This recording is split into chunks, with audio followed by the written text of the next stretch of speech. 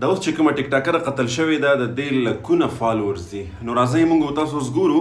چې د دې په جنازه کې څومره لاکه فالوورز د دې فین فالوورز دا پکې شرکت کوي او څومره لاکه کسان د دې دپاره ختمونه او دعاګانې کوي او څومره لاکه کسان دا به قبر ته سپاري او بیا څومره لاکه کسان به د دې په حق کې راوځي او د دې د مرګ د دې د قتل پوښتنه به کوي.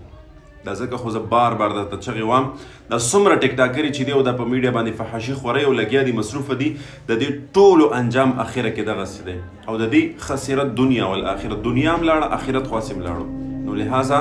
اوس هم در سره وخت شته دی ففروا الی الله الله طرف ته راشئ پرېږدئ دا فحاشي پرېږدئ دا عریاني. قسم دی که تاسو د لوږې مړه شئ دومره رزق به الله درکوي چې ستاسو پې وخت تېر شي. نور دا چې څه دي ګورئ دا آرټیفیشل دي دا چې څومره فین فالوورز دا لکونه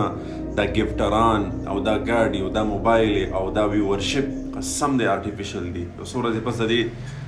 ټیک ټاکرې آی ډي تاسو وګورئ بیا په سرچ کې هم راځي ختم بس هر څه لاړل هغه فین فالوورز تر کومې پورې چې د دې دغه څه چې کړي دا په میډیا پراته او کتلی کېږي د دې هغه چې کوم بدله ده هغه دې ته قبر ته رسېږي. نو لهذا الله طرف ته راشئ پرېږدئ دغه ډمتوب پرېږدئ دغه فحاشي او عریاني الله طرف ته متوجه شئ. قسم دی